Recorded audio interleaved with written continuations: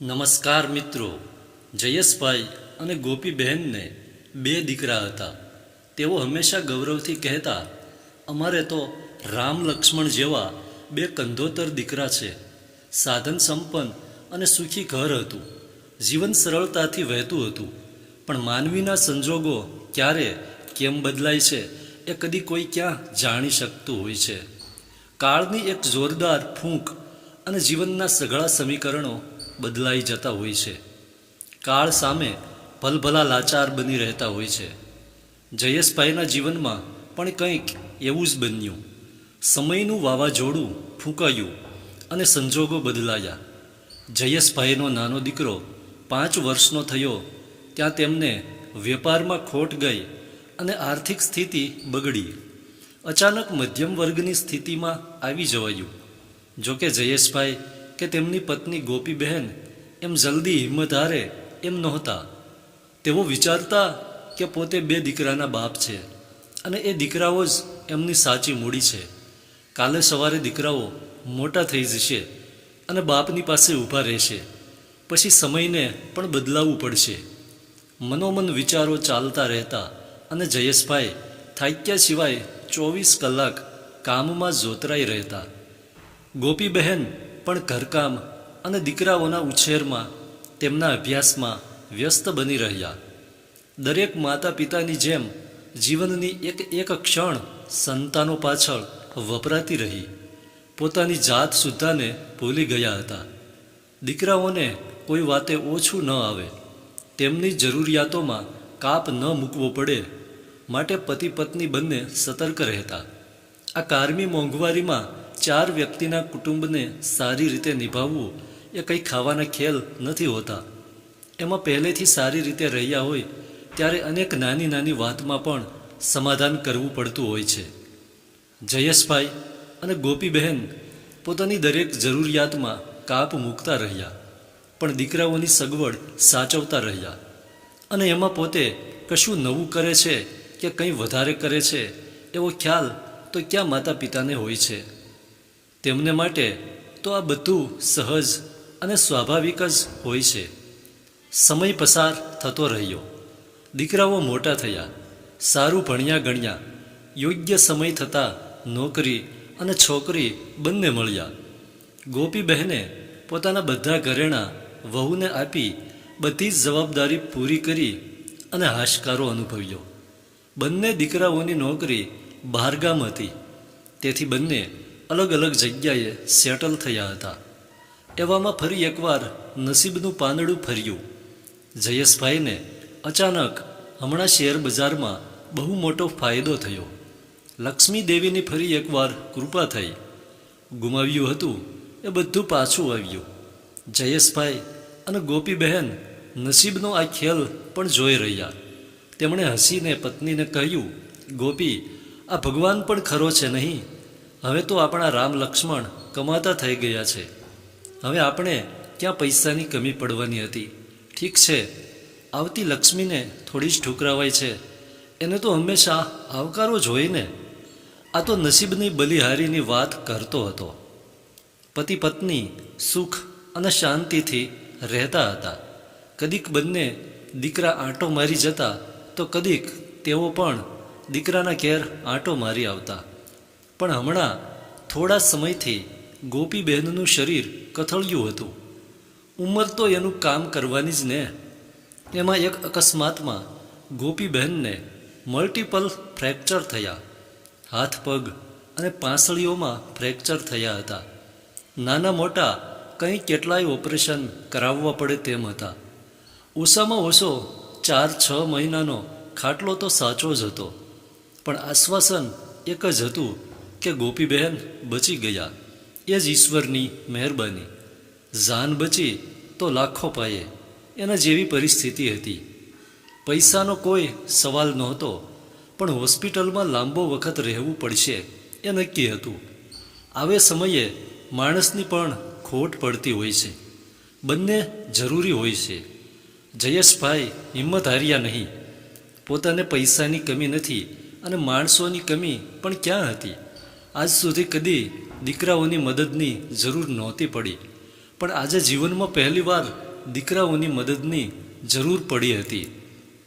જયેશભાઈએ બંને દીકરાઓને ફોન કર્યા.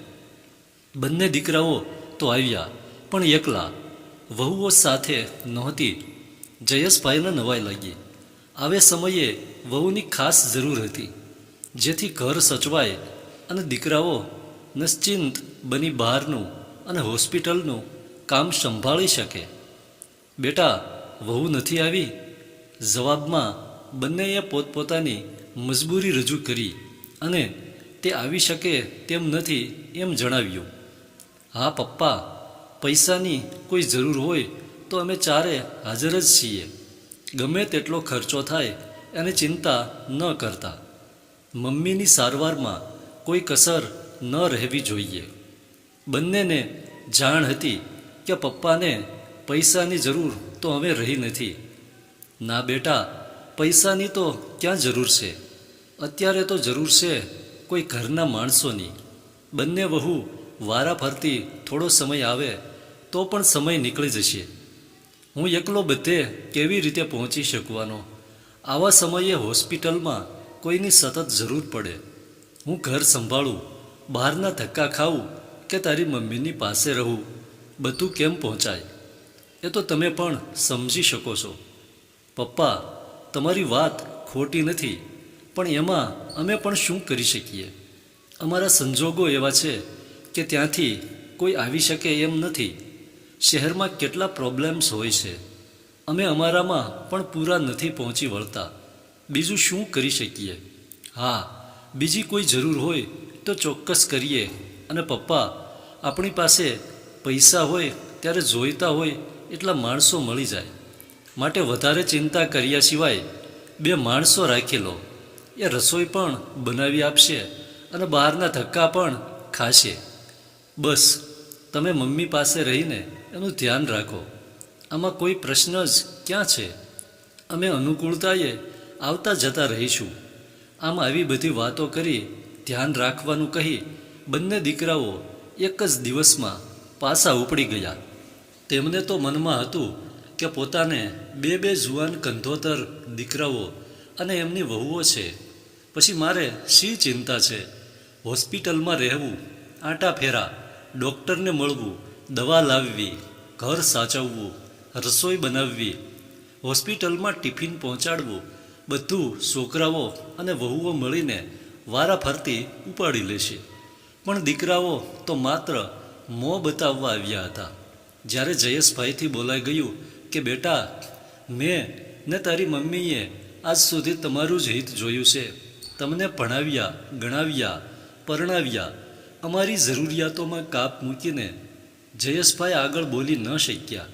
તેમનું ગળું ભરાઈ આવ્યું હતું. 2 દીકરાઓનો બાપ આજે લાચાર બની ગયો હતો. જીવનનો સૌથી મોટો સધિયારો આજે પડી ભાંગ્યો હતો. જેની ઉપર બધો મદાર રાખ્યો હતો એ તૂટી ગયો. દીકરાઓએ તો નફટ્ટાઈથી જવાબ આપી દીધો હતો. પપ્પા, ભણાવ્યા ગણાવ્યા એમાં તમે નવાઈ નથી કરી. બધા મા બાપ પોતાના સંતાનોને ભણાવે જ છે. છતાં તમે એની કિંમત ઈચ્છતા હો તો બોલો, કિંમત આપી દઈએ. કેટલા આપવાના છે અમારે? તમે અમારી પાછળ ખર્ચ્યા હોય એના કરતાં વધારે આપીશું. દીકરાઓની આવી વાત સાંભળીને જયેશભાઈનું ચેતન જણાઈ ગયું. શું જવાબ આપે દીકરાઓની આવી વાતનો? તેમને થયું, આવી ખબર હોત તો દીકરાઓને ખબર આપીને બોલાવત જ નહીં. તેમનું મન ભરાઈ આવ્યું. દીકરાઓ ફક્ત પોતાની હાજરી પુરાવીને ચાલ્યા ગયા. ગોપીબહેનને જયેશભાઈએ કોઈ વાત જાણવા ન દીધી. બહાનું બતાવી દીધું. પણ ગોપીબહેનના મનમાં સમજી ગયા હતા. દીકરાઓ ફક્ત એક દિવસ માને મોઢું બતાવીને ચાલ્યા ગયા હતા. તેમનો જીવ કકળી ઉઠ્યો હતો, પણ ચૂપ રહ્યા. બોલીને પતિના દુઃખમાં વધારો કરવા નહોતા ઈચ્છતા. છોકરાઓ તો ચાલ્યા ગયા. એકાદ દિવસ જયેશભાઈ મનોમન અફસોસ કરતા રહ્યા, દુઃખી થતા રહ્યા. પણ પછી મન મક્કમ કરીને બધો અફસોસ ખંખેરી પત્નીની સારવારમાં લાગી ગયા. સદનસીબે જયેશભાઈના અનેક મિત્રો ખડે પગે હાજર રહ્યા. મિત્રોની મદદથી બધું ગોઠવાઈ ગયું. પત્નીની સારવારમાં કોઈ કચાશ જયેશભાઈએ ન છોડી, પણ કમનસીબે ગોપીબહેનને બચાવી ન શકાયા. દીકરાઓના વર્તને તેમને ખૂબ આઘાત આપ્યો હતો. ઉત્તમ સારવાર છતાં કોઈ પરિણામ ન મળ્યું અને 1 મહિના પછી ગોપીબહેન અલવિદા કરી ગયા. જયેશભાઈને દીકરાઓને સમાચાર આપવાનું મન નહોતું, પણ મિત્રોએ પોતાની ફરજ સમજીને સમાચાર આપ્યા હતા. માના મરણના સમાચાર મળતા જ બંને દીકરાઓ તેમની વહુઓ સાથે આવી પહોંચ્યા. જયેશભાઈ દીકરાઓને જોઈ એક શબ્દ ન બોલ્યા. દીકરાઓ તેમને આશ્વાસન આપવા ગયા તો કશું બોલ્યા સિવાય વેધક નજરે તેમની તરફ તાકી રહ્યા. ગોપીબહેનની નનામીને જયેશભાઈએ હાથ સુદ્ધા ન અડાડવા દીધો. કોઈ જરૂર નથી, હું મારી પત્નીની સેવા કરી શકું છું તો તેને આખરી વિદાય પણ જાતે જ આપીશ. બેટા, મારી પાસે પૈસા પણ છે જ, અને પૈસાથી માણસો મળી જ રહેશે. જીદે ભરાયેલા જયેશભાઈએ દીકરાઓને ગોપીબહેનની કોઈ અંતિમ વિધિમાં ભાગ ન જ લેવા દીધો. જીવતી માને 1 મહિનામાં જેમણે એક ફોન કરીને ખબર સુદ્ધા નહોતા પૂછ્યા, એ દીકરાઓને તે માફ કરી શકે એમ નહોતા. આ વાતને 5 વર્ષ વીતી ગયા. જયેશભાઈએ દીકરાઓ સાથે કોઈ સંબંધ ન રાખ્યો. જીવનભર એકલા જ રહ્યા અને આખરે એક દિવસ જીવનના શાશ્વત ક્રમ મુજબ દુનિયા છોડી ગયા. દીકરાઓને જાણ હતી કે પિતા પાસે ઘણો પૈસો છે. બધા દોડી આવ્યા, પરંતુ દીકરાઓને જાણ થઈ કે પિતાએ તેમની બધી મિલકતનું ટ્રસ્ટ બનાવી બાળકો માટે કામ કરતી એક સારી સંસ્થાને આપતા ગયા છે ને તેના ટ્રસ્ટી તરીકે બધી જવાબદારી મિત્રોને સોંપતા ગયા છે. ત્યારે બંને દીકરાને શું બોલવું તે પણ ન સૂઝ્યું. તેમને તો હતું કે પિતાની મિલકત બીજા કોને મળવાની છે. પિતા તેમના વહાલા દીકરાઓનો મોહ આમ સાવ છોડી દેશે એવી તો કદી કલ્પના પણ ક્યાં આવી હતી. પણ તેઓ ભૂલી ગયા હતા કે સમય બદલાઈ રહ્યો છે. હવે આજના માતા પિતા સંતાનોના મોહમાં અંધ નથી રહ્યા. એ સત્ય સંતાનો જેટલા જલ્દી સમજી લે એ તેમના જ હિતમાં છે. ધન્યવાદ.